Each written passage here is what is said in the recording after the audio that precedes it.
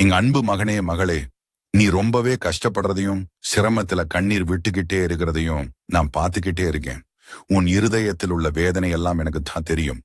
உன்னை புரிந்து கொள்ளாத இந்த உலகத்தையும் நீ எதிர்பார்த்தவர்கள் உன்னை விட்டு விலகி போனதையும் எனக்கு நன்கு தெரியும். நீ கொஞ்ச நேரம் அமைதியா உட்காரு. உன் உள்ளத்தை எனக்கு திறந்து விடு. நீயே பேச வேண்டாம். நான் பேசுறேன். உன்னோட உள்ளத்துக்குள்ளே நான் பேசுறேன். பயப்படாது. நான் இருக்கிறேன். உன்னோட கண்ணீரும் துன்பமும் வீணாக போவதில்லை.